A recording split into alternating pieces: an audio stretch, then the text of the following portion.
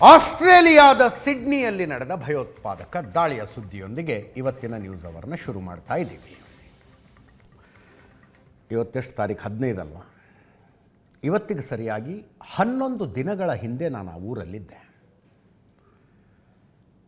ಯಾವ ಭಾಗದಲ್ಲಿ ಈ ಭಯೋತ್ಪಾದಕ ತಂದೆ ಮಗ ಯಾವ ಸಿಡ್ನಿಯ ಯಾವ ಭಾಗದಲ್ಲಿ ಓದ್ತಾ ಇದ್ನೋ ಅದೇ ಭಾಗದಲ್ಲಿ ನಾನು ಹೋಟೆಲ್ನಲ್ಲಿದ್ದಿದ್ದು. ಆ ಊರಿನಲ್ಲಿ ಓಡಾಡ್ತಾ ಇದ್ದರೆ ಖುಷಿ ಆಗ್ತಿತ್ತು. ಒಳ್ಳೆಯ ವೆದರ್ ಇತ್ತು, ಕಲರ್ಫುಲ್ ಜನ, ತಂಪಾಡಿಗೆ ತಾವಿರೋರು, ಟ್ರಾಫಿಕ್ ಇಲ್ಲ, ರಶ್ ಇಲ್ಲ, ಕೂಗಾಟ ಹಾರಾಟಗಳಿಲ್ಲ, ಶಾಂತವಾಗಿತ್ತು. I thoroughly enjoyed it. ಅದಕ್ಕಿಂತ ಮುಂಚೆ ಮೆಲ್ಬೋರ್ನ್ನಲ್ಲಿದ್ದದ್ದು. ಮೆಲ್ಬೋರ್ನ ಪಾರ್ಲಿಮೆಂಟಿಗೆ ಹೋಗಿದ್ವಿ. ಪಾರ್ಲಿಮೆಂಟ್ ಎಲ್ಲ ನೋಡಿಕೊಂಡು ಬಂದಾಗ ಅಲ್ಲಿನ ಪಾರ್ಲಿಮೆಂಟ್ ಸದಸ್ಯರುಗಳು ಸಿಕ್ಕಿದ್ರು. ಅವರು ಮತ್ತೆ ಮಲ್ಟಿಕಲ್ಚರಲಿಸಮ್ ಅನ್ನೋರು. We are a multicultural state, multicultural country ಅಂತ ಹೇಳ್ತಿದ್ರು ಅವರು ಯಾವ ಸಂದರ್ಭದಲ್ಲಿ ಆ ಮಾತನ್ನು ಹೇಳ್ತಿದ್ರು ಅನ್ನೋದು ನನಗೂ ಅರ್ಥ ಆಗ್ತಿತ್ತು. ಬಹುಸಂಸ್ಕೃತಿಯ ದೇಶ ನಮ್ಮದು ಅಂತ ಯಾವ ಸಂದರ್ಭಕ್ಕೆ ಹೇಳ್ತಾರೆ ಅನ್ನೋದು ಅರ್ಥ ಆಗ್ತಿತ್ತು. ಬಹುಸಂಸ್ಕೃತಿ ನಮಗಿಂತ ಬೇಕೇನ್ರಿ? ಬಹುಸಂಸ್ಕೃತಿ ಅಲ್ಲಿ ಒಂದು ಸಂಸ್ಕೃತಿಯನ್ನು ಗೌರವಿಸುವಂಥ ಇನ್ನೊಂದು ಸಂಸ್ಕೃತಿಯವರು ನೆರೆದು ಒಟ್ಟಾಗಿ ಬಾಳಿದರೆ ಅದು ಹಾಲಿನಲ್ಲಿ ಸಕ್ಕರೆ ಬೆರೆತಂತೆ. ಅದನ್ನು ಬಹುತ್ವ ಅಂತೀವಿ. ಆ ಬಹುತ್ವ ಸಂಭ್ರಮಿಸುವಂಥದ್ದೇ.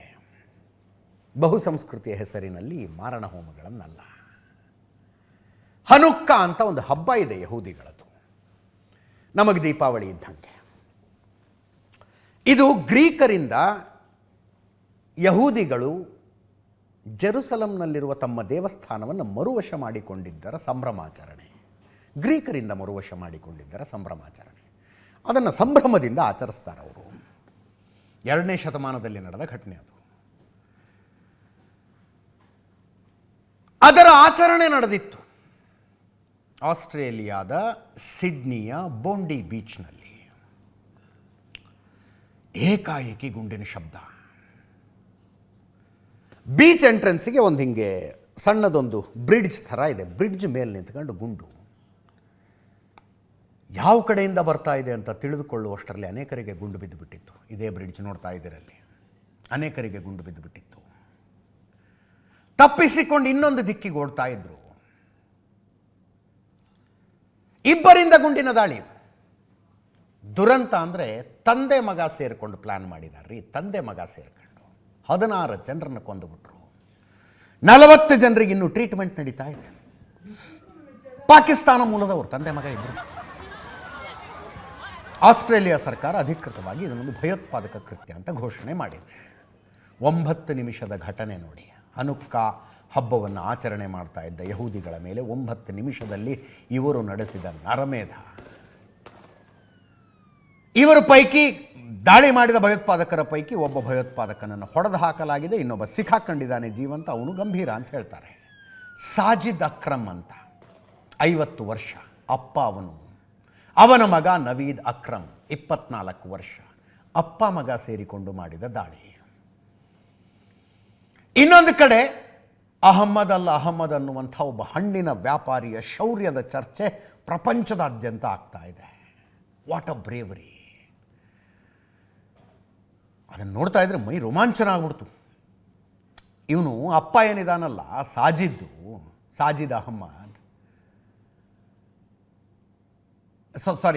ಅಕ್ರಮ್ ಅವನ ಹೆಸರು. ಅವನು ಒಂದು ಕಡೆ ನಿಂತ್ಕೊಂಡು ಗುಂಡಿನ ದಾಳಿ ನಡೆಸ್ತಾ ಇದ್ದಾಗ ಅಹಮ್ಮದ್ ಹಿಂದ್ಗಡೆ ಒಂದು ಕಾರಿನ ಹಿಂದೆ ಬಚ್ಚಿಟ್ಕೊಂಡಿರ್ತಾನೆ. ನೋಡ್ತಾ ಇದ್ದೀರಿ ದೃಶ್ಯಗಳಲ್ಲಿ. ಈ ಭಯೋತ್ಪಾದಕ ದಾಳಿದು ಒಂದೇನಪ್ಪ ಅಂದರೆ, ಪ್ರತಿ ಸೆಕೆಂಡು, ಪ್ರತಿ ನಿಮಿಷ, ಪ್ರತಿ ಕ್ಷಣ ಯಾರದ್ದೋ ಮೊಬೈಲ್ನಲ್ಲಿ ರೆಕಾರ್ಡ್ ಆಗಿದೆ. ಇದು ಕ್ಷಣಕ್ಕೂ ಏನೇನಾಯಿತು ಅಂತ. ಇದು ಅಹಮ್ಮದ್ ಕಾರಿನ ಹಿಂದೆ ಬಚ್ಚಿಟ್ಕೊಂಡು ಭಯೋತ್ಪಾದಕನನ್ನು ನೋಡ್ತಾ ಇರ್ತಾರೆ. ಅವನ ಗಮನ ಆ ಕಡೆ ಹೋಯಿತು, ಗನ್ ಪಾಯಿಂಟ್ ಆ ಕಡೆ ತಿರುಗಿತು ಅಂದಾಗ 7 ಗುಂಡಿಗೆ ಬೇಕು ರೀ ಕೆಲಸ ಮಾಡೋದಕ್ಕೆ. 7 ಗುಂಡಿಗೆ ಬೇಕು. Look at him, I say. ಹಿಂದೆ ಕಾರಿನ ಹಿಂದೆ ಬಚ್ಚಿಟ್ಕೊಂಡವನು ಎದ್ದು ಓಡಿ ಹೋಗಿ ಆತನನ್ನು ಹಿಂದಿನಿಂದ ಹಿಡ್ಕೊಂಡು ಕೆಡುತ್ತಾನಾತ. ಅಹಮದ್ಗೂ 3 ಗುಂಡು ಬಿದ್ದಿದ್ದಾವೆ ಅಂತ. ಇಲ್ಲೇನು ಗುಂಡು ಬಿದ್ದಂಗೆ ಅನ್ಸೋದಿಲ್ಲ, ಬಟ್ ಆಮೇಲೆ ಏನಾಯ್ತೋ ಗೊತ್ತಿಲ್ಲ. ಫಸ್ಟು ಆತ ಗನ್ ಕಸ್ಕೊಂಡ್ಬಿಡ್ತಾನೆ. ಗನ್ ಕಸ್ಕೊಂಡು ಗನ್ ಪಾಯಿಂಟ್ ಮಾಡೋದು. ನನಗನ್ಸಿದ್ದು ಹೋಯ್ತು ಅಂತ ಟ್ರಿಗರ್ ಒಂದು ಸಲ ಅದಂಬಿಟ್ಟಿದ್ರೆ ಅಲ್ಲಿ ಇನ್ನೊಂದಷ್ಟು ಪ್ರಾಣಗಳು ಉಳಿತಿದ್ವು. ಆದರೆ ಗೊತ್ತಿಲ್ಲ, ನೀವು ಹಿಂಗೆ ಕುತ್ಕೊಂಡು ಮಾತಾಡೋದು ಸುಲಭ ರೀ. ಇಲ್ಲಿ ಕುತ್ಕೊಂಡು ಮಾತಾಡ್ತೀವಿ, ಹಂಗೆ ಮಾಡಬೇಕಾಗಿತ್ತು ಹಿಂಗೆ ಮಾಡಬೇಕಾಗಿತ್ತು ಅಂತ. ಅಲ್ಲಿದ್ದವ್ರಿಗೆ ಅವ್ರಿಗೆ ಗೊತ್ತು. ಗನ್ ಪಾಯಿಂಟ್ ಹಿಡಿದ ತಕ್ಷಣ ಅವನು 50 ವರ್ಷದ ಭಯೋತ್ಪಾದಕ ಅಲ್ಲಿಂದ ಓಡ್ಬಿಡ್ತಾನೆ. ಗನ್ ಇವ್ರ ಕೈಯಲ್ಲಿ ಉಳ್ಕೊಳ್ಳುತ್ತೆ. ಅಲ್ಲಿಂದ ಹಿಂಗೆ ಕ್ಯಾಮ್ರಾ ಪ್ಯಾನ್ ಆಗುತ್ತೆ ನೋಡಿ, ನಡ್ಕೊಂಡು ಹೋಗ್ತಾನೆ ಅವನು.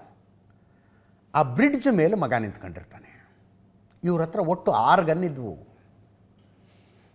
ನಮ್ಮ ಕಡೆ ಕೇಳ್ತಾರಲ್ಲ, ಭಯೋತ್ಪಾದಕ ದಾಳಿ ಆದ ತಕ್ಷಣ RDX ಹೆಂಗೆ ಬಂತು, ಅಮೋನಿಯಂ ನೈಟ್ರೇಟ್ ಹೆಂಗೆ ಬಂತು, ಅಲ್ಲಿ ಕೇಳಂಗಿಲ್ಲ. ಯಾಕಂದರೆ ಲೈಸೆನ್ಸ್ಡ್ ಗನ್ಗಳವು. 6 ಗನ್ ತಗೊಂಡಿದ್ರು. 10 ವರ್ಷದಿಂದ ಗನ್ ಖರೀದಿ ಮಾಡ್ತಿದ್ರಂತೆ.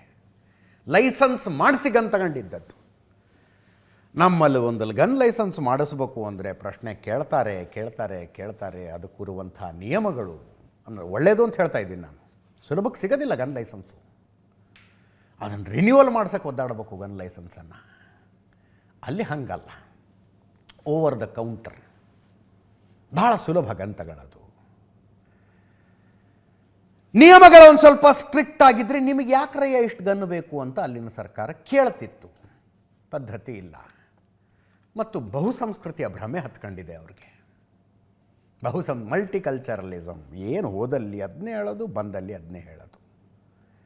ಕೆಲವರನ್ನಾದರೂ ಮಾನಿಟರ್ ಮಾಡಬೇಕಾಗಿತ್ತು, ಮಾಡಿಲ್ಲ.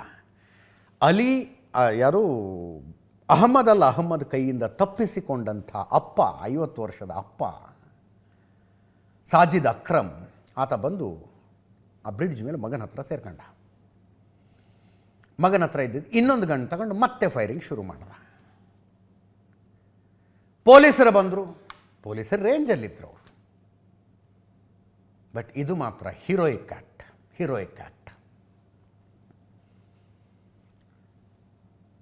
ಪೊಲೀಸರು ಬಂದು ಇಬ್ಬರಿಗೂ ಗುಂಡು ಹಾರಿಸಿದ್ರು. ಅದರಲ್ಲಿ ಒಬ್ಬ ಸತ್ತ, ಇನ್ನೊಬ್ಬ ಬದುಕದ. ಮಗ ಸತ್ತು ಹೋಗಿದ್ದಾನಂತೆ, ಅಪ್ಪ ಬದುಕಿದ್ದಾನಂತೆ. ಸಾಜಿದ್ ಅಕ್ರಮ್ ಸೀರಿಯಸ್ ಅಂತೆ. ಇದು ಸಿಕ್ಕಾಕೊಂಡ ಮೇಲಿನ ದೃಶ್ಯಗಳು. ನವೀದ್ ಅಕ್ರಮ್ ಬದುಕಿದ್ದಾನೆ, ಸಾಜಿದ್ ಅಕ್ರಮ್ ಸತ್ತಿರೋದು. ಇದು ಸಿಕ್ಕಾಕೊಂಡ ನಂತರದ ದೃಶ್ಯಗಳು.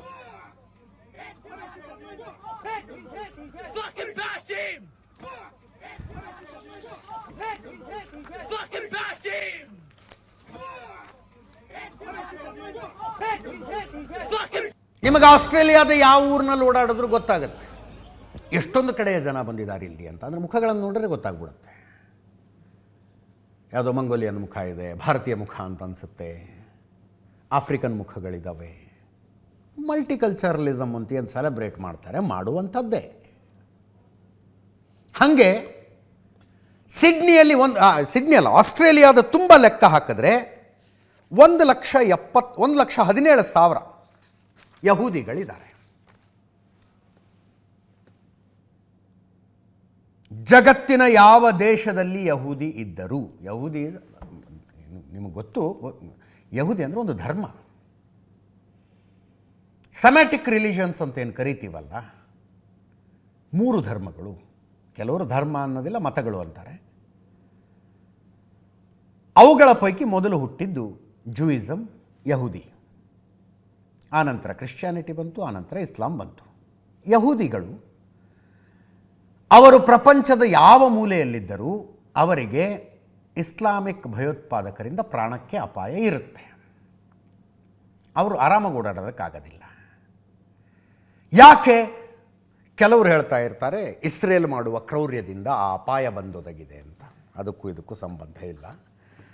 7 ಗಂಟೆಗೆ ಅದನ್ನೇ ಡಿಬೇಟ್ ಮಾಡ್ತಾ ಇದ್ವಿ. ಅಬ್ದುಲ್ ರಜಾಕ್ ಅವರು ಸ್ಪಷ್ಟವಾಗಿ ಹೇಳಿದ್ರು, ಹೌದು, ಯಹೂದಿಗಳು ನಮ್ಮ ಶತ್ರುಗಳು ಅನ್ನುವುದನ್ನು ನಮ್ಮ ಧರ್ಮ ಪುಸ್ತಕದಲ್ಲಿ ಹೇಳಲಾಗಿದೆ, ನಮಗೆ ಅದನ್ನೇ ಹೇಳ್ಕೊಡ್ತಾರೆ ಅಂತ. ಯಹೂದಿಗಳು ಅಂದರೆ ನಿಮ್ಮ ಶತ್ರುಗಳು ಅಂತ ನಾವು ಹೇಗೆ ಕೇಳಿಸ್ಕೊಂಡೇ ಬೆಳಿತೀವಪ್ಪ, ಸೋ ವಾಟ್ ಅಂತ. ಅದಕ್ಕೆ ಹಿಸ್ಟಾರಿಕಲ್ ರೀಸನ್ಸ್ ಇದ್ದಾವೆ.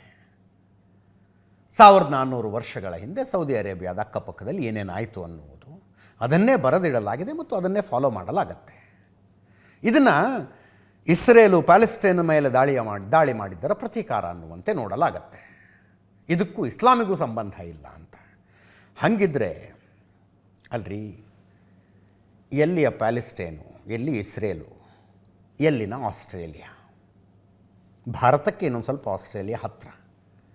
ನಾನು ಮೆಲ್ಬೋರ್ನ್ನಲ್ಲಿದ್ದಾಗ ಲೆಕ್ಕ ಆಗ್ತಿದ್ದೆ, ಬೆಂಗಳೂರು 9,500 ಕಿಲೋಮೀಟರ್ ಏನೋ ಆಗುತ್ತೆ. ಇದೊಂದು 16,000 ಕಿಲೋಮೀಟರ್ ಆಗಬಹುದು.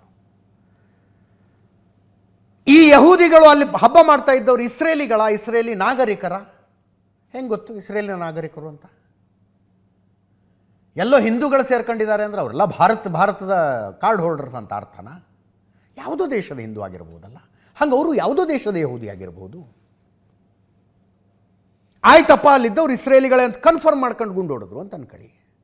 ಪ್ಯಾಲೆಸ್ಟೈನ್ನಿಂದ ಬಂದಂಥ ಒಬ್ಬ ರೆಫ್ಯೂಜಿ ಕೆಲಸ ಮಾಡಿದ್ರೆ ಅರ್ಥ ಆಗ್ತಿತ್ತು ರೀ. ಪ್ಯಾಲೆಸ್ಟೈನ್ನಿಂದ ಬಂದಂಥ ರೆಫ್ಯೂಜಿ ಇಸ್ರೇಲಿಗಳ ಮೇಲೆ ದಾಳಿ ನಡೆಸಿದ್ರೆ ಇದು ಅರ್ಥ ಆಗ್ತಿತ್ತು. ನೀವು ಅಲ್ಲಿ ನಮ್ಮವ್ರಿಗೆ ಹಿಂಸೆ ಕೊಡ್ತಾ ಇದ್ದೀರಿ, ನಾವು ಇಲ್ಲಿ ಮಾಡ್ತಾ ಇದ್ದೀವಿ ಅಂತ. ಪಾಕಿಸ್ತಾನದವ್ರು ಮಾಡಿದ್ದು ಇದನ್ನು.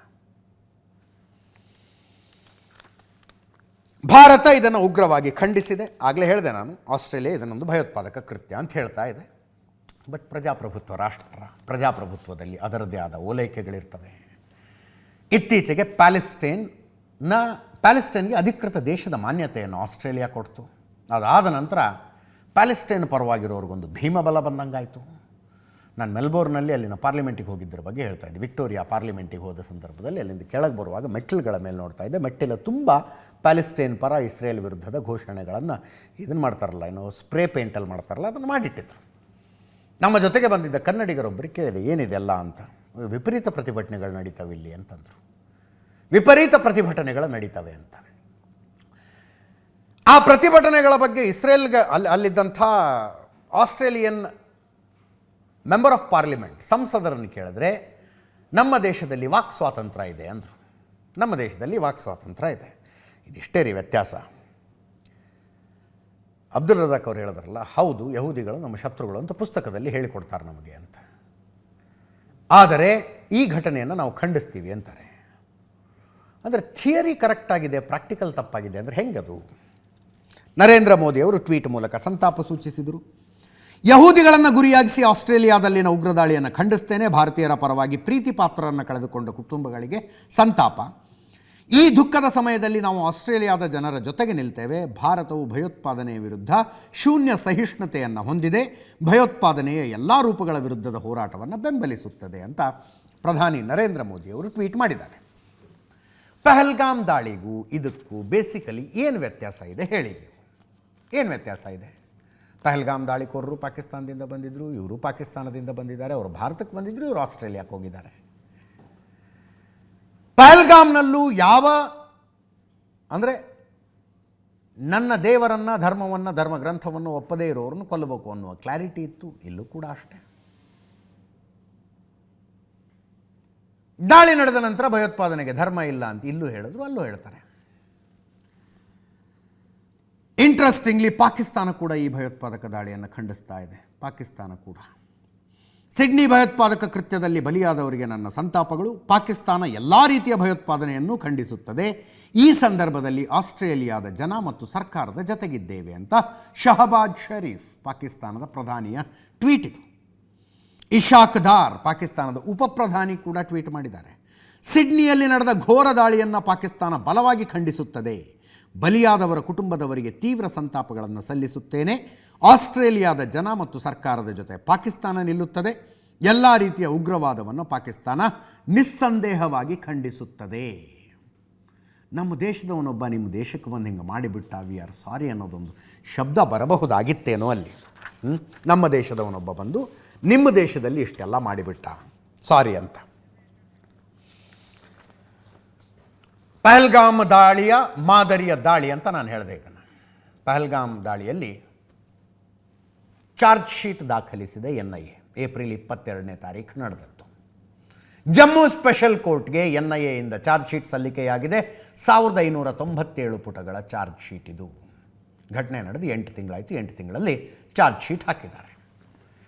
ಲಷ್ಕರ್ ಎ ತಯ್ಯಬ ರೆಸಿಸ್ಟೆಂಟ್ ಫ್ರಂಟ್ ವಿರುದ್ಧ ಚಾರ್ಜ್ ಶೀಟ್ ಸಲ್ಲಿಕೆಯಾಗಿದೆ. 6 ಜನ ಭಯೋತ್ಪಾದಕರ ಹೆಸರುಗಳನ್ನು ಇದರಲ್ಲಿ ಮೆನ್ಷನ್ ಮಾಡಿದ್ದಾರೆ. 26 ಜನರನ್ನು ಬರ್ಬರವಾಗಿ ಕೊಲೆಗೈಯಲಾಗಿತ್ತು. ಇದು interim charge sheet. Final charge sheet ಇನ್ನೂ ಸಲ್ಲಿಕೆಯಾಗಬೇಕು. ಏಪ್ರಿಲ್ 22ನೇ ತಾರೀಕು ನಡೆದಿದ್ದಂಥ ಘಟನೆ. 8 ತಿಂಗಳಾದ ಮೇಲೆ ಚಾರ್ಜ್ ಶೀಟ್ ಸಲ್ಲಿಕೆಯಾಗಿದೆ. ಮೊದಲನೆಯ ದಾಳಿಕೋರ ಫೈಜಲ್ ಜಾಟ್ ಅಂತ, ಫೈಜಲ್ ಜಾಟ್ ಅಲಿಯಾಸ್ ಸುಲೇಮಾನ್ ಶಾ. ಎರಡನೆಯ ದಾಳಿಕೋರ ಹಬೀಬ್ ತಾಹಿರ್ ಅಲಿಯಾಸ್ ಜಿಬ್ರಾನ್. ಮೂರನೆಯ ದಾಳಿಕೋರ ಹಮ್ಜಾ ಅಫ್ಘಾನಿ. ಇವರ ವಿರುದ್ಧ ಚಾರ್ಜ್ ಶೀಟ್ ಆಗಿದೆ. ಸ್ಥಳೀಯ ಯುವಕರ ಸಹಕಾರ ಇತ್ತು. ಚಾರ್ಜ್ ಶೀಟ್ನಲ್ಲಿ ಮೆನ್ಷನ್ ಆಗಿದೆ. ಪರ್ವೇಜ್ ಅಹಮ್ಮದ್ ಅಂತ, ಇನ್ನೊಬ್ಬ ಬಶೀರ್ ಅಹಮ್ಮದ್ ಅಂತ. ಕಾಶ್ಮೀರಿ ಯುವಕರು. ಈ ಸ್ಥಳೀಯ ಯುವಕರ ಸಹಕಾರದಿಂದಾಗಿ ಪಹಲ್ಗಾಮ್ ದಾಳಿ ಮಾಡುವುದಕ್ಕೆ ಹೊರಗಿನಿಂದ ಬಂದಿದ್ದ ಭಯೋತ್ಪಾದಕರಿಗೆ ಸಾಧ್ಯ ಆಯಿತು ಅಂತ. ಪಾಕಿಸ್ತಾನದಲ್ಲಿರುವಂಥ 4 ಜನರ ಹೆಸರುಗಳು ಕೂಡ ಇದರಲ್ಲಿದ್ದಾವೆ. ಅವರ ವಿರುದ್ಧ ವಿವರಗಳು, ಸಾಕ್ಷಿಗಳು ಎಲ್ಲ ಸೇರಿ 1597 ಪುಟ ಆಗುತ್ತೆ ಚಾರ್ಜ್ ಶೀಟ್. ಲಷ್ಕರ್ ಎ ತಯ್ಯಬ ಮತ್ತು ರೆಸಿಸ್ಟೆನ್ಸ್ ಫ್ರಂಟ್ 2 ಸಂಘಟನೆಯ ಹೆಸರುಗಳನ್ನು ಉಲ್ಲೇಖಿಸಲಾಗಿದೆ. ಸಾಜಿದ್ ಜಾಟ್ ಮೊದಲನೇ ಆರೋಪಿ ಏನು ಹೇಳಿದ್ವಲ್ಲ, ಆತ ಪಾಕಿಸ್ತಾನದಲ್ಲಿರುವಂಥ ಹ್ಯಾಂಡ್ಲರ್. ಆಪರೇಷನ್ ಮಹಾದೇವ ನಡೆಸಿ 3 ಭಯೋತ್ಪಾದಕರನ್ನು ಭಾರತೀಯ ಸೇನೆ ಹೊಡೆದು ಹಾಕಿತ್ತು. ಆ 3 ಕೂಡ ಚಾರ್ಜ್ ಶೀಟ್ನಲ್ಲಿದ್ದಾರೆ.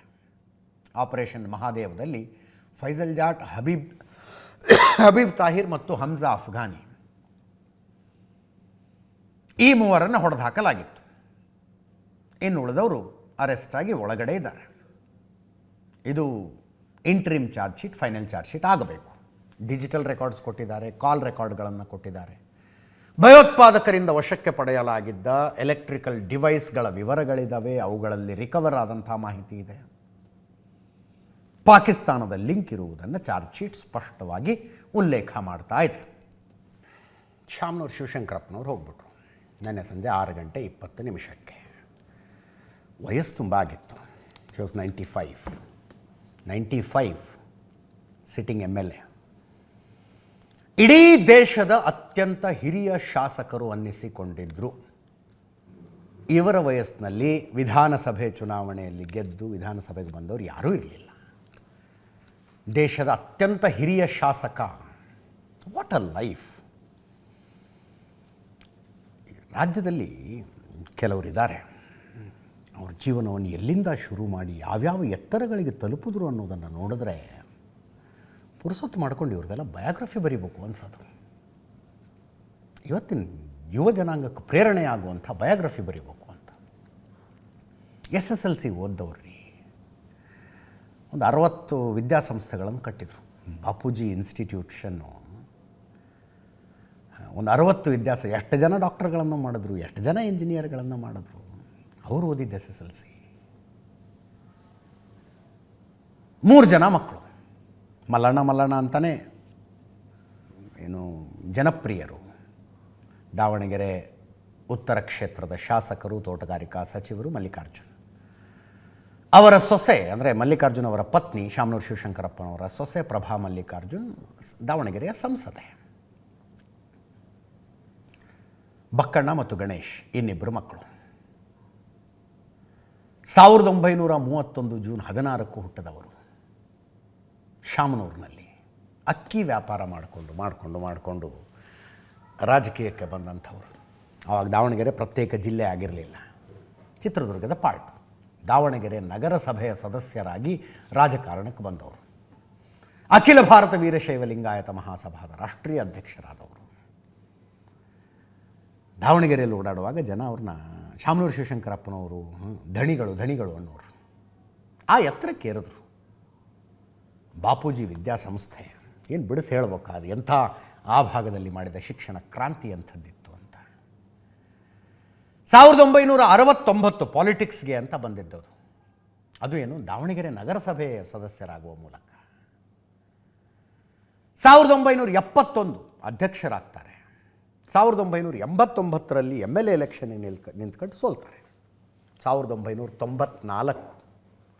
64 ವರ್ಷ ವಯಸ್ಸು ಅವ್ರಿಗೆ MLA ಆದಾಗ. 1994ರಲ್ಲಿ ಚುನಾವಣೆ ಗೆದ್ದು for the first time Davanagere ದಕ್ಷಿಣ ವಿಧಾನಸಭಾ ಕ್ಷೇತ್ರದಿಂದ MLA ಆದಾಗ 64ನೇ ವಯಸ್ಸು.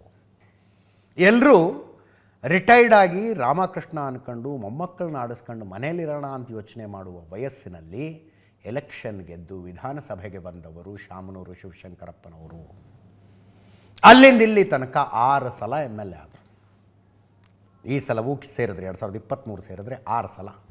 94, 2004, 2008, 2013, 2018, ಈ ಸಲ 2023. 2013ರಲ್ಲಿ ಸಿದ್ದರಾಮಯ್ಯನವರು ಮೊದಲನೇ ಟರ್ಮಿಗೆ ಮುಖ್ಯಮಂತ್ರಿ ಆಗಿದ್ದಾಗ ಅವರ ಸಚಿವ ಸಂಪುಟದಲ್ಲಿ ತೋಟಗಾರಿಕಾ ಸಚಿವರಾದರು. ಆವಾಗಿನ ಘಟನೆಯನ್ನು ಇಂಟ್ರಡಕ್ಷನ್ನಲ್ಲಿ ಹೇಳ್ತಾ ಇದ್ದೆ ನಾನು. 83ನೇ ವಯಸ್ಸಿನಲ್ಲಿ ಮಿನಿಸ್ಟರ್ ಆದವರು ಅವರು. 83. ಆವಾಗಿನ ಘಟನೆಯನ್ನು ಹೇಳ್ತಾ ಇದ್ದೆ ನಾನು. ನಿಮ್ಮನ್ನು ಮಿನಿಸ್ಟರ್ ಸ್ಥಾನದಿಂದ ತೆಗೆದು ಹಾಕ್ತಾರೆ ಅಂತ ಸುದ್ದಿ ಇದೆ. ಏನು ಹೇಳ್ತೀರಿ ಅಂದರೆ, ಹೇಳೋದೇನಪ್ಪ, ಇನ್ನೋವಾ ಕಾರ್ ಬಿಟ್ಟು ಮರ್ಸಿಡಿಸ್ ಬೆಂಜ್ನಲ್ಲಿ ಓಡಾಡ್ತೀನಿ ಅಂದದ್ರು. ಇನ್ನೋವಾ ಬಿಟ್ಟು ಮರ್ಸಿಡಿಸ್ ಬೆಂಜ್ನಲ್ಲಿ ಓಡಾಡ್ತೀನಿ ಅಂದವರವರು. ನಿರ್ಭಿಡೆಯ ರಾಜಕಾರಣಿ ಅಂದರೆ ನಿರ್ಭಿಡೆಯ ರಾಜಕಾರಣಿ. ಕೆಲವು ಸಲ ಶಾಮನೂರು ಶಿವಶಂಕರಪ್ಪನವ್ರು ಏನು ಮಾತಾಡ್ಬಿಡ್ತಾರೋ ಅಂತ ದೊಡ್ಡವರಿಗೆ ಗಾಬರಿ ಆಗೋದು. ಈ ಸಲ ಹೇಳಿಲ್ವಾ, ಅದೇನೋ ಲಿಂಗಾಯತ ಅಧಿಕಾರಿಗಳಿಗೆ ಸರಿಯಾಗಿ ಪೋಸ್ಟಿಂಗೇ ಕೊಡ್ತಿಲ್ಲ ಅಂದಾಗ ಥರ ನಡಗೋ ಸನ್ನಿವೇಶ. ಅದು ಎಲ್ಲಿಂದ ಹೋಗ್ಬಿಡುತ್ತೆ ಮಾತು ಅಂತ. ಹಂಗಂತ ಯಾರ ಜೊತೆಗೂ ಅವರ ಶತ್ರುತ್ವ ಅನ್ನೋದಿರಲಿಲ್ಲ. ಎಲ್ಲ ಪಕ್ಷಾತೀತವಾಗಿ ಸ್ನೇಹ ಸಂಬಂಧಗಳನ್ನು ಕಾಪಾಡಿಕೊಂಡವರು. ಜೂನ್ 16ನೇ ತಾರೀಕಿಗೆ 95 ವರ್ಷ ವಯಸ್ಸಾಗಿತ್ತು. ಅವರ ಲೈಫ್ ಸ್ಟೈಲ್ ಬಗ್ಗೆ ದಂತಕಥೆಗಳಿದ್ದಾವೆ ದಾವಣಗೆರೆ ತುಂಬ. ಎಷ್ಟು ದಿಲ್ದಾರ್ ಮನುಷ್ಯ ಅವರು ಅಂತ. ಎಂಥ ದಿಲ್ದಾರ್ ಮನುಷ್ಯ. ಹೌ ಹಿ ಎಂಜಾಯ್ಸ್ ಲೈಫ್ ಅಂತ. ಅಂಥ ಶಾಮನೂರು ಶಿವಶಂಕರಪ್ಪನವರ ಅವರ ಪಾಲಿನ ಸುವರ್ಣ ಯುಗ ಇವತ್ತಿಗೆ ಮುಗೀತು. ಅವ್ರ ಮಗ SS ಮಲ್ಲಿಕಾರ್ಜುನ್ ಅವರು ಹೇಳ್ತಾ ಇದ್ರು, ಶತಾಯುಷಿ ಆಗ್ತಾರೆ ನಮ್ಮ ತಂದೆ ಅಂದ್ಕೊಂಡಿದ್ವಿ ಅಂತ. ಸಕಲ ಸರ್ಕಾರಿ ಗೌರವಗಳೊಂದಿಗೆ ವೀರಶೈವ ಲಿಂಗಾಯತ ಪದ್ಧತಿಯಂತೆ ಅವರ ಸಂಸ್ಕಾರ ಮಾಡಲಾಯಿತು. ಇವರು ಶಿವಶಂಕರಪ್ಪ, ಅವರ ಪತ್ನಿ ಪಾರ್ವತಿಯವರ ಸಮಾಧಿಯ ಪಕ್ಕದಲ್ಲೇ ಇವ್ರದ್ದು ಸಮಾಧಿ ಮಾಡಿದ್ರು. ಆ ಕಲ್ಲೇಶ್ವರ ರೈಸ್ ಮಿಲ್ ಅಂತಿದೆ, ಬಹುಶಃ ಅವರ ಬಿಸ್ನೆಸ್ ಶುರುವಾಗಿದ್ದು ಅಲ್ಲಿಂದ ಅಂತ ಅನಿಸುತ್ತೆ. ಕಲ್ಲೇಶ್ವರ ರೈಸ್ ಮಿಲ್, ಅದರ ಆವರಣದಲ್ಲಿ ಅಂತ್ಯ ಸಂಸ್ಕಾರ ನಡೀತು. ನಿನ್ನೆ ಸಂಜೆ 6:20 ಸ್ಪರ್ಶ್ ಹಾಸ್ಪಿಟಲ್ನಲ್ಲಿ ಅಡ್ಮಿಟ್ ಆಗಿದ್ದರು ಅವರು. ವಯಸ್ಸಿಗೆ ಸಂಬಂಧಿಸಿದ ಕಾಯಿಲೆಗಳಷ್ಟೇ. 95ನೇ ವಯಸ್ಸಿಗೆ ಏನೇನು ಅಂದರೆ ಆ ವಯೋಸಹಜ ಕಾಯಿಲೆಗಳಿಗೆ ಚಿಕಿತ್ಸೆ ತಗೋತಾ ಇದ್ದರು. 6:20 ಶಾಮನೂರು ಶಿವಶಂಕರಪ್ಪನವರು ತೀರ್ಕೊಂಡ್ರು ಅನ್ನೋ ಸುದ್ದಿ ಬಂತು. 8:30 ಅಷ್ಟೊತ್ತಿಗೆ ಕುಟುಂಬದವರೆಲ್ಲ ಬಂದರು. ರಾತ್ರಿ 10 ಗಂಟೆಗೆ ನಿನ್ನೆ ಇಲ್ಲಿ ಪ್ಯಾಲೇಸ್ ರೋಡಲ್ಲಿದೆ ಅಖಿಲ ಭಾರತ ವೀರಶೈವ ಸಭಾಭವನ, ಅಲ್ಲಿಗೆ ಪಾರ್ಥಿವವನ್ನು ತರಲಾಯಿತು. ಅನೇಕ ಹಿರಿಯರು ಬಂದು ಅಂತಿಮ ದರ್ಶನ ತಗೊಂಡ್ರು. 11:20 ಸದಾಶಿವನಗರದಲ್ಲಿ ಅವರ ಮನೆಗೆ ಪಾರ್ಥಿವವನ್ನು ತಗೊಂಡು ಬಂದರು. ರಾತ್ರಿ 12ವರೆಗೆ ದಾವಣಗೆರೆ ಕಡೆ ತಗೊಂಡು ಹೊರಟರು. ಬೆಳಗ್ಗೆ 5 ಗಂಟೆ ಆಗಿತ್ತು ದಾವಣಗೆರೆ ತಲುಪಿದಾಗ. 6 ಗಂಟೆಗೆ ದಾವಣಗೆರೆ ನಿವಾಸದಲ್ಲೇ ಅಂತಿಮ ದರ್ಶನಕ್ಕೆ ವ್ಯವಸ್ಥೆ ಮಾಡಲಾಯಿತು.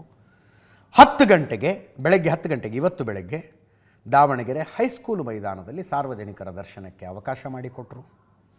ಮಧ್ಯಾಹ್ನ 2ವರೆಗೆ ಮೆರವಣಿಗೆಯ ಮೂಲಕ ಪಾರ್ಥಿವ ಶರೀರವನ್ನು 2.5 ಗಂಟೆಗಳ ಮೆರವಣಿಗೆ ಆಯಿತು. ಸಂಜೆ 5 ಗಂಟೆ ಅಷ್ಟೊತ್ತಿಗೆ ಕಲ್ಲೇಶ್ವರ ಮಿಲ್ಗೆ ತೆಗೆದುಕೊಂಡು ಬರಲಾಯಿತು.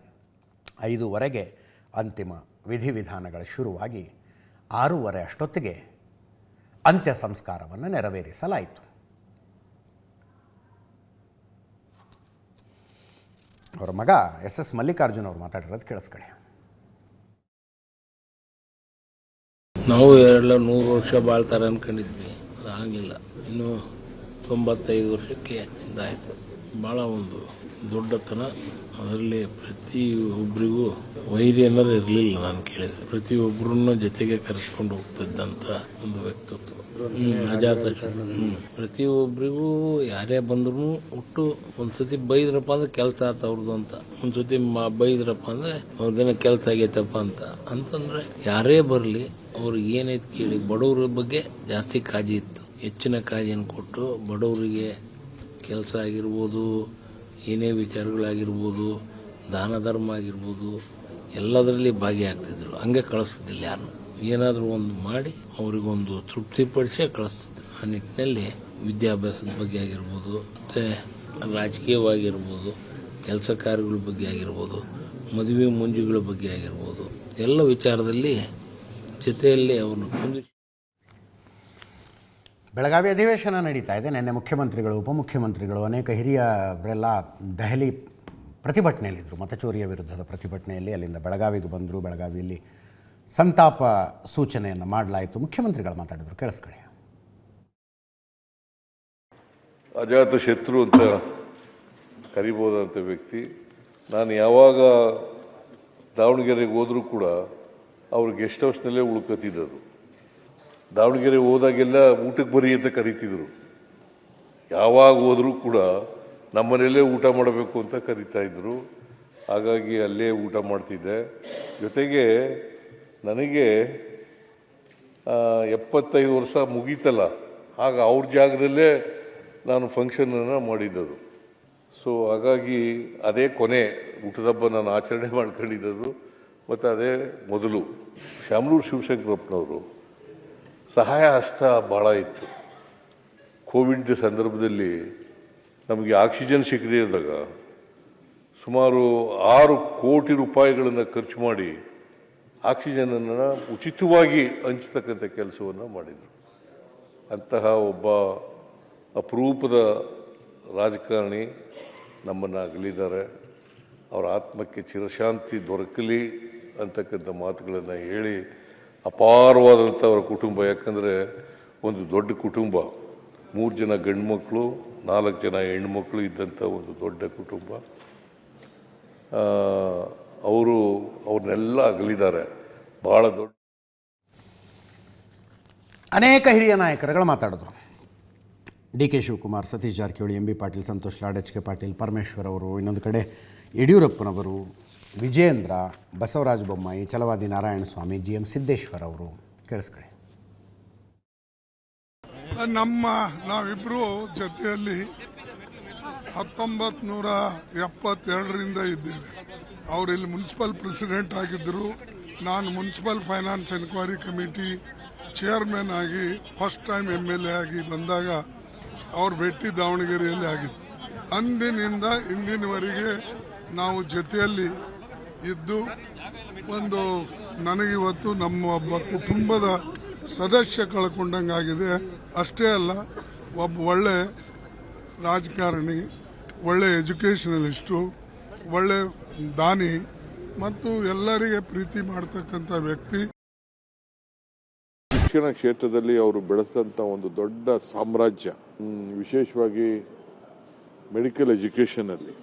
ಹಂಗೆ ಒಂದು ದೊಡ್ಡ ಕೊಡುಗೈ ದಾನಿ, ಒಬ್ಬ ಹಿರಿಯ ನಾಯಕರು, ಸಂಸತ್ ಸದಸ್ಯರಾಗಿದ್ದರು, ನನ್ನ ಜೊತೆ ಶಾಸಕರಾಗಿದ್ದರು, ಮಂತ್ರಿ ಆಗಿದ್ದರು. ನಾವೆಲ್ಲ ಒಟ್ಟಿಗೆ ಕೆಲಸ ಮಾಡಿದ್ದೇವೆ. ಸೊ ಇವತ್ತು ನಾವು ಅವನ್ನ ಕಳ್ಕೊಂಡಿದ್ದೇವೆ. ವಿಶೇಷವಾಗಿ ನಮ್ಮ ಪಕ್ಷಕ್ಕೆ, ಅವ್ರ ಸಮುದಾಯಕ್ಕೆ ಭಾಳ ದೊಡ್ಡ ನಷ್ಟ ಆಗಿದೆ. ಆದರೂ ಕೂಡ ಅವರು ತಮ್ಮ ಅವಧಿಯಲ್ಲಿ ಭಾಳಷ್ಟು ಸೇವೆ ಮಾಡುವಂಥ ಪ್ರಯತ್ನ ಮಾಡಿದ್ದಾರೆ ಪಕ್ಷಕ್ಕೆ ಮತ್ತು ಅವರ ಸಮುದಾಯಕ್ಕೆ. ಇವತ್ತು ಅವ್ರನ್ನ ಕಳ್ಕೊಂಡ್ರಿಂದ ನಾವೆರಡು ಪಕ್ಷ, ಅವ್ರ ಸಮಾಜ ಎರಡು ಕೂಡ ನಷ್ಟ ಆಗಿದೆ ಭಾಳಷ್ಟು. ಒಂದು ಬಹುಶಃ ತುಂಬಲಿಕ್ಕೆ ಆಗೋಲ್ಲ. ವೀರಶೈವ ಲಿಂಗಾಯತ ಸಮುದಾಯಕ್ಕೆ ಅಷ್ಟೇ ಅಲ್ಲ, ಇನ್ನು ಉಳಿದವರು ಎಲ್ಲರಿಗೂ ಕೂಡ ಅವರು ಹಿರಿಯರಾಗಿ ಎಲ್ಲರಿಗೂ ಮಾರ್ಗದರ್ಶನ ಮಾಡ್ಕೊಂಡು ಬಂದಿದ್ದರು. ಜೀವನದಲ್ಲಿ ಯಾರಿಗೂ ಕೂಡ ಅವರು ಕೆಟ್ಟದ್ದನ್ನು ಬಯಸಿರಲಿಲ್ಲ. ಶಾಮನೂರು ಶಿವಶಂಕರಪ್ಪನವರ ಅಗಲಿಕೆಯಿಂದ ರಾಜ್ಯ ರಾಜಕಾರಣಕ್ಕೆ, ಅದರಲ್ಲೂ ವಿಶೇಷವಾಗಿ ದಾವಣಗೆರೆ ಜಿಲ್ಲೆಗೆ ಮತ್ತು ವೀರಶೈವ ಲಿಂಗಾಯತ ಮಹಾಸಭೆಗೆ ತುಂಬಲಾರದ ನಷ್ಟವಾಗಿದೆ. ಭಗವಂತನವರ ಆತ್ಮಕ್ಕೆ ಸದ್ಗತಿ ನೀಡಲಿ, ಆ ಕುಟುಂಬ ಸದಸ್ಯರಿಗೆ ಈ ನೋವನ್ನು ತಡೆಯುವ ಶಕ್ತಿ ಕೊಡಲಿ ಅಂತೇಳಿ ದೇವರಲ್ಲಿ ಪ್ರಾರ್ಥನೆ ಮಾಡ್ತಾನೆ. ನನಗೆ ಭಾರಿ ನೋವಾಗಿದ್ದು 20 ದಿನಗಳ ಹಿಂದೆ ನಾನು ಹಿರಿಯರು ನಮ್ಮ ಸಮಾಜದ ಗಣ್ಯರಲ್ಲಿ ಪ್ರಮುಖರಾಗಿದ್ದಂಥ ಶಾಮನೂರು ಶಿವಶಂಕರಪ್ಪನವರು ಓ ಸಾರಿ ನಾನು ಬಂದಾಗ ನೀವು 100 ವರ್ಷ ಇರಬೇಕು ಅಂತ ಅಂದಾಗ ನಕ್ಕೊಂಡು ನನಗೆ 100 ವರ್ಷ ಬೇಡಪ್ಪ ಅಂತ ಒಂದು ರೀತಿ ತಮಾಷೆ ಮಾಡಿದ್ರು. ನಾನು ಆವಾಗ ನಿಮ್ಮನ್ನು ಇದು ಮಾಡಿ ಸ್ಥಿರವಾಗಿದ್ದಾರೆ ಅಂತ ನಾನೇ ಹೇಳೋದೆ. ವಿಧಿ ನಿಯಮ, ಅವರ ಸೇವೆ, ಶಾಮನೂರು ಶಿವಶಂಕರಪ್ಪನವರು ನಡೆದು ಬಂದ ದಾರಿ ನಮ್ಮನ್ನು ಅಗಲಿದ್ದಾರೆ. ಅವರ ಆತ್ಮಕ್ಕೆ ಶಾಂತಿ ಕೋರೋಣ. ಅವರನ್ನು ಕಳ್ಕೊಂಡಿರ್ತಕ್ಕಂಥ ಅವ್ರ ಕುಟುಂಬಕ್ಕೆ ಶಕ್ತಿಯನ್ನು ಭಗವಂತ ಕರುಣಿಸಲಿ ಅಂತ ನನ್ನ ದೇವರಲ್ಲಿ ಪ್ರಾರ್ಥನೆ ಮಾಡ್ತೀನಿ. ಶಾಮನೂರು ಶಿವಶಂಕರಪ್ಪನವರು ರಾಜಕೀಯ ಕ್ಷೇತ್ರದ ಜೊತೆಗೆ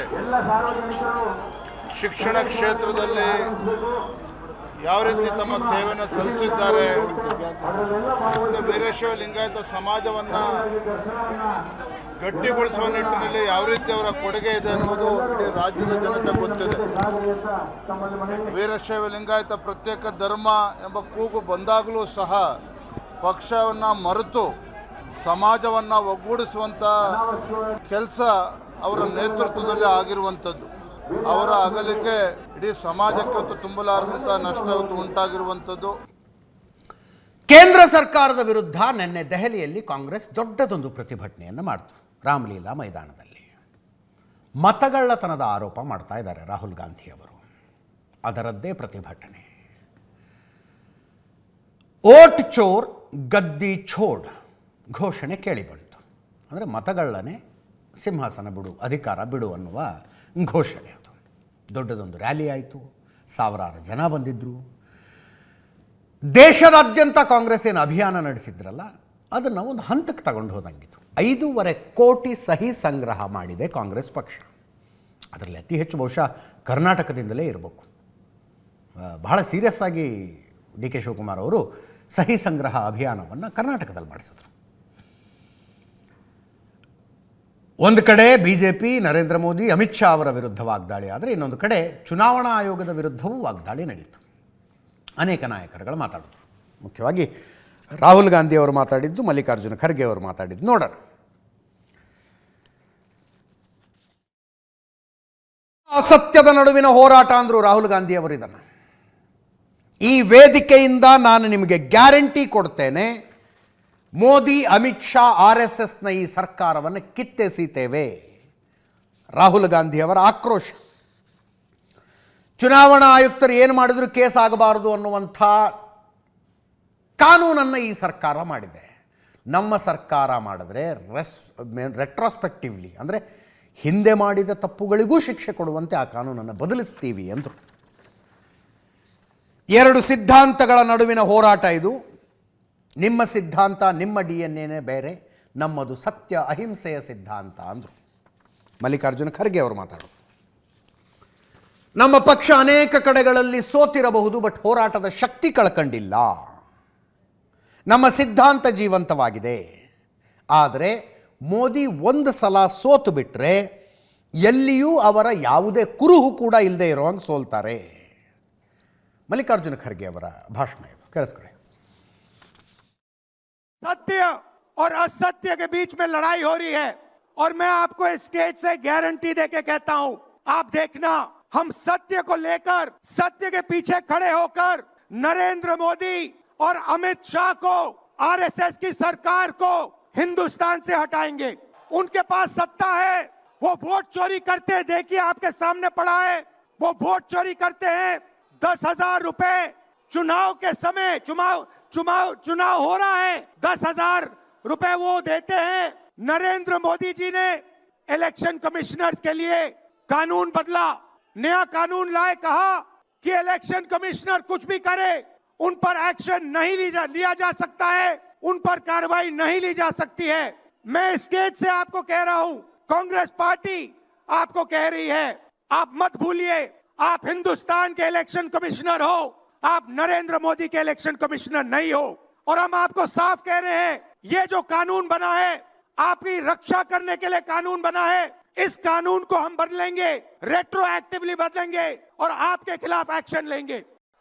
इस देश में 2 विचारधाराओं की लड़ाई है.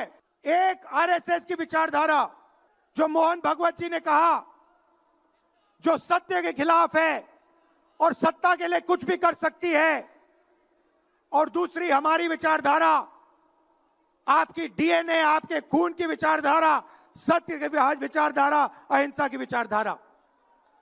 और आप बिना डरे धूप में, आंधी में, तूफान में, बारिश में आप कांग्रेस पार्टी की विचारधारा के लिए लड़ते हो। जैसे आपके डीएनए में सत्य है, वैसे उनके डीएनए में असत्य और वोट चोरी है। भाई और बहनों, आप घबराओ मत, आप घबराओ मत। अंत में इस देश में सत्य की जीत होगी, और सत्य से हम नरेंद्र मोदी और अमित शाह और आरएसएस की सरकार को हटाएंगे। आज मोदी जीत की हर जगह बहुत बड़ा भाषण करता है, लेकिन उसकी जीत उसको खुशियां लाई होंगी। हम हारे हैं बहुत से जगह, लेकिन हम हारे तो भी हमारी पार्टी, हमारी विचारधारा जिंदा है। अगर एक बार मोदी हारा, उसका कहीं भी नामो निशान नहीं रहेगा, कहीं दिखेगा भी नहीं। हम 10 बार हारे, 2 बार हारे, 5 बार, हम जिंदा है, लड़ने के लिए तैयार है। तो इसलिए भाइयों, आप मजबूत बनो, तैयारी करो, अब मायूस मत हो जाओ। आज देखिए केरला में हमने जीता, मैं उन सबको कांग्रेचुलेट करता हूं, केरला के नेताओं को, जिन्होंने कोशिश करके एनडीए को कुचल दिया, और वहां आज कांग्रेस सबसे बड़ा झंडा लगा के वहां पर ठहरा है। ಇದೇ ಸಮಾವೇಶದಲ್ಲಿ ಒಂದಷ್ಟು ಘೋಷಣೆಗಳು ಕೇಳಿ ಬಂದವಂತೆ.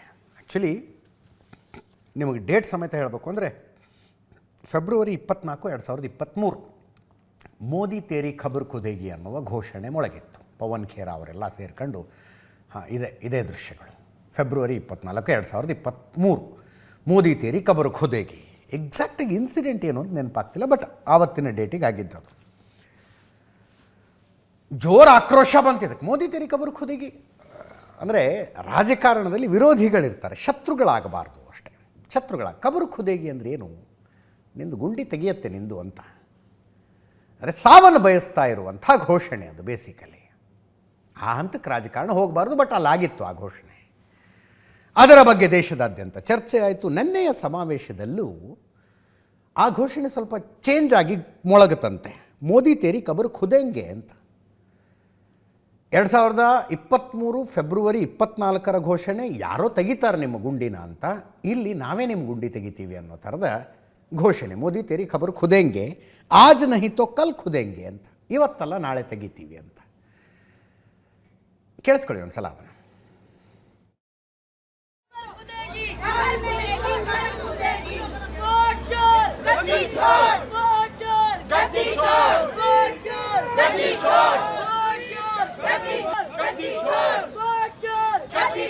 मोदी तेरी कमर खुदेगी, आज नहीं तो कल खुदेगी। मोदी कमर खुदेगी, कमर मिलेगी, कमर खुदेगी।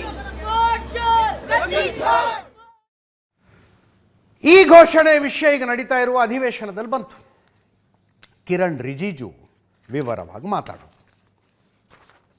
ಸೋನಿಯಾ ಗಾಂಧಿ ಅವರು ಕ್ಷಮೆ ಕೋರಬೇಕು ಅಂತಾರೆ. JP ನಡ್ಡಾ ಅವರು ಮಾತಾಡಿದ್ರು ಮೊದಲು, ಆ ನಂತರ ಕಿರಣ್ ರಿಜಿಜು. ಸೋನಿಯಾ ಗಾಂಧಿ ಅವರು ಕ್ಷಮೆ ಕೋರ್ಬೇಕು ಈ ಘೋಷಣೆಗಳಿಗೆ, ಈ ಹಂತಕ್ಕೆ ರಾಜಕಾರಣ ಹೋದರೆ ಹೆಂಗೆ ಅಂತ. ಆಮೇಲೆ ಪ್ರಿಯಾಂಕಾ ವಾದ್ರಾ ಅವರು ಮಾತಾಡಿದ್ರು. ಫಸ್ಟ್ ಇವ್ರು ಮಾತಾಡಿದ್ದು ಕೇಳಿಸ್ಕೊಳ್ಳಿ. सर, बहुत ही दुख के साथ और उद्वेलित मन से मैं एक विषय को सदन के सामने लाना चाहता हूं कि कल जो कांग्रेस पार्टी की रैली हुई, उसमें नारे लगे, मोदी तेरी कब्र खुदेगी, आज नहीं तो कल खुदेगी। ये तरीके के नारे कांग्रेस पार्टी के सोच और मानसिकता को दर्शाता है।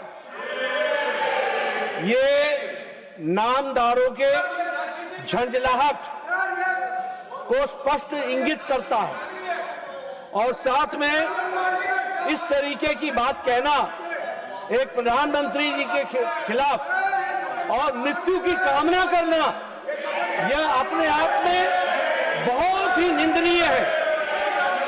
इसके लिए हमारे नेता प्रतिपक्ष और कांग्रेस पार्टी के नेता यहां बैठी हैं, आदरणीय सोनिया गांधी जी, इनको देश से माफी मांगनी चाहिए और देश से माफी मांगनी चाहिए। और ये नामदारों की झंझाट है, इसको समझना चाहिए। और मैं ये भी कहना चाहूंगा कि हम लोग सब इस सदन का सदस्य है, अलग अलग पार्टी से। हम लोग एक दूसरे का विरोधी है, हम दुश्मन नहीं है। आप बात को सुनो, गंभीरता से सुनो बात को। हम लोग एक दूसरे के दुश्मन नहीं है, हम एक दूसरे के विरोधी हैं। 2014 में बीजेपी का एक एमपी ने एक गलत शब्द प्रयोग किया था विरोधियों के ऊपर। प्रधानमंत्री मोदी जी ने तुरंत अपना एमपी को माफी मांगने के लिए कहा और उन्होंने माफी मांगी, क्योंकि हम इस सदन में लोगों के द्वारा चुने हुए प्रतिनिधि के हिसाब से काम करते हैं। कल कांग्रेस के रैली में प्रधानमंत्री मोदी जी का कब्र खोदने के लिए बात कहा गया है। ये इस देश के लिए बहुत दुखद समय है कि कांग्रेस पार्टी ऐसा शब्दों का इस्तेमाल करते हैं और कि यहाँ पे सरकार खुद सेशन को डिस्टर्ब कर रही है, कि पार्लियामेंट्री अफेयर्स के मंत्री खुद क्वेश्चनर को डिस्टर्ब कर रहे हैं। ये आप नहीं पूछ रहे कि क्या हो रहा है संसद के अंदर। तो हम लोग आपस में बात कर रहे थे कि किसने कहा ये सब, हमें तो मालूम ही नहीं है। हमें मंच पे तो बिल्कुल ऐसा नहीं हुआ। फिर पता चला कि पब्लिक में किसी ने इंटरव्यू दिया, पब्लिक में कोई कह रहा है, कोई कार्यकर्ता है या कौन है, किसी को मालूम भी नहीं है कौन है, उनको खुद नहीं मालूम कौन है। तो सदन में उठा क्यों रहे हैं, और वो भी क्वेश्चन आवर के टाइम। मुझे लगता है चलाना ही नहीं चाह रहे हैं। अब किस लिए हमने पोल्यूशन पे डिबेट मांगा है, वो भी नहीं कर रहे हैं। तो मतलब अगर सदन चलाना ही नहीं है तो फिर ऐसे, इससे अच्छा तो बंद कर दीजिए। कि ಯಾರೋ ಎಲ್ಲೋ ಘೋಷಣೆ ಕೂಗಿದ್ರು, ವೇದಿಕೆಯ ಮೇಲೆ ಯಾರಾದರೂ ಕೂಗಿದ್ರ? ಯಾಕೆ ಇದನ್ನೆಲ್ಲ ಇಟ್ಕೊಂಡು ಸದನದ ಸಮಯವನ್ನು ಸರ್ಕಾರನೇ ವೇಸ್ಟ್ ಮಾಡಿದರೆ ಹೆಂಗೆ ಅಂತ ಪ್ರಿಯಾಂಕಾ ವಾದ್ರಾ ಅವರು ಕೇಳ್ತಾ ಇದ್ದಾರೆ. ಯಾರೋ ಎಲ್ಲೋ ಘೋಷಣೆ ಕೂಗಿದ್ದೇ ವಿವಾದಗಳಾಗೋದು. ಆ್ಯಕ್ಚುಲಿ ಏನು ಓಟ್ ಚೋರಿ ಅಭಿಯಾನವನ್ನು ರಾಹುಲ್ ಗಾಂಧಿಯವರು ಬಿಹಾರದಲ್ಲಿ ನಡೆಸ್ತಾ ಇದ್ರಲ್ಲ, ಅಭಿಯಾನದ ಸಮಾರಂಭ, ಆ ಸಮಾರಂಭದ ವೇದಿಕೆಯ ಕೆಳಗಡೆ ನರೇಂದ್ರ ಮೋದಿ ತಾಯಿ ಬಗ್ಗೆ ಏನೋ ಕೆಟ್ಟದಾಗಿ ಘೋಷಣೆಗಳು ಮೊಳಗಿಬಿಟ್ಟು ಬಿಹಾರ ಎಲೆಕ್ಷನ್ನಲ್ಲಿ ದೊಡ್ಡ ಇಶ್ಯೂ ಆಯಿತು. ಅದು ಮುಂದಿನ ಸುದ್ದಿ ರಾಜಕಾರಣಕ್ಕೆ ಸಂಬಂಧಿಸಿತ್ತು. BJP ರಾಷ್ಟ್ರೀಯ ಅಧ್ಯಕ್ಷರ ಆಯ್ಕೆ ಯಾವಾಗ? ಡಿಸೆಂಬರ್ನಲ್ಲಿ ಆಗಿಬಿಡುತ್ತೆ, ಜನವರಿಯಲ್ಲಿ ಆಗಿಬಿಡುತ್ತೆ. ನಾವು ಸುದ್ದಿ ಕೊಡ್ತಾನೇ ಇದ್ದೀವಿ. ಒಂದು ಸಣ್ಣ ಟ್ವಿಸ್ಟ್ ಬಂದಿದೆ. BJPಗೆ ಕಾರ್ಯಾಧ್ಯಕ್ಷರ ಆಯ್ಕೆಯಾಗಿದೆ. ಹೊಸ ಕಾರ್ಯಾಧ್ಯಕ್ಷರಾಗಿ ನಿತಿನ್ ನಬೀನ್ ಸಿನ್ಹಾ, ಬಿಹಾರದ ಮಿನಿಸ್ಟರ್ ಅವರು ಆಯ್ಕೆಯಾಗಿದ್ದಾರೆ. ಸಂಸದೀಯ ಮಂಡಳಿ ಹೊಸ ಘೋಷಣೆಯನ್ನು ಮಾಡಿದೆ. ಹಿ ಈಸ್ ಜಸ್ಟ್ 45, 45 ವರ್ಷ ವಯಸ್ಸು. ಇದುವರೆಗಿನ ಅತ್ಯಂತ ಕಿರಿಯ ಸಣ್ಣ ವಯಸ್ಸಿನ ಕಾರ್ಯಾಧ್ಯಕ್ಷರು. ರಾಷ್ಟ್ರೀಯ ಅಧ್ಯಕ್ಷರ ಆಯ್ಕೆ ದಾರಿ ಕಾಯ್ತಾ ಇದ್ದಾಗ ಕಾರ್ಯಾಧ್ಯಕ್ಷರ ಆಯ್ಕೆ ಆದರೆ ಅಷ್ಟು ದೊಡ್ಡ ಸುದ್ದಿ ಯಾಕಾಗಬೇಕು? ಯಾಕೆ ಅಂದರೆ ಈಗ ರಾಷ್ಟ್ರೀಯ ಅಧ್ಯಕ್ಷರಾಗಿರುವ, ಇನ್ಫ್ಯಾಕ್ಟ್ ಎಕ್ಸ್ಟೆನ್ಷನ್ನಲ್ಲಿರುವ JP ನಡ್ಡಾ, ಜಗತ್ ಪ್ರಕಾಶ್ ನಡ್ಡಾ ಅವರು ಕೂಡ ಅಮಿತ್ ಶಾ ಅವರು ರಾಷ್ಟ್ರೀಯ ಅಧ್ಯಕ್ಷರಾಗಿದ್ದಾಗ ಕಾರ್ಯಾಧ್ಯಕ್ಷರಾಗಿ ಆಯ್ಕೆಯಾದರು 2019ರಲ್ಲಿ. 7 ತಿಂಗಳು ಕಾರ್ಯಾಧ್ಯಕ್ಷರಾಗಿ ಕೆಲಸ ಮಾಡಿದ ನಂತರ JP ನಡ್ಡಾ ಅವರನ್ನು ರಾಷ್ಟ್ರೀಯ ಅಧ್ಯಕ್ಷರನ್ನಾಗಿ ಮಾಡಲಾಗಿತ್ತು. ಹಾಗೆ ಈಗ ನಿತಿನ್ ನಬೀನ್ ಸಿನ್ಹಾ ಕಾರ್ಯಾಧ್ಯಕ್ಷರಾಗಿ ಆಯ್ಕೆಯಾಗಿದ್ದಾರೆ. ಹಾಗಾದರೆ ಇವರೇ ಮುಂದಿನ ರಾಷ್ಟ್ರೀಯ ಅಧ್ಯಕ್ಷರ? ಗೊತ್ತಿಲ್ಲ. BJPಯಲ್ಲಿ ಏನಾದರೂ ಆಗಬಹುದು. ಇದರೊಂದಿಗೆ ಇವತ್ತಿನ ನ್ಯೂಸ್ ಅವರ್ ಮುಗಿಸ್ತಾ ಇದ್ದೀನಿ. ನೇರ ದಿಟ್ಟ ನಿರಂತರ ಸುದ್ದಿಗಾಗಿ ನೋಡ್ತಾ ಇರಿ ಏಷ್ಯಾನೆಟ್ ಸುವರ್ಣ ನ್ಯೂಸ್. ಈಗ ಒಂದು ಸಣ್ಣ ಬ್ರೇಕ್.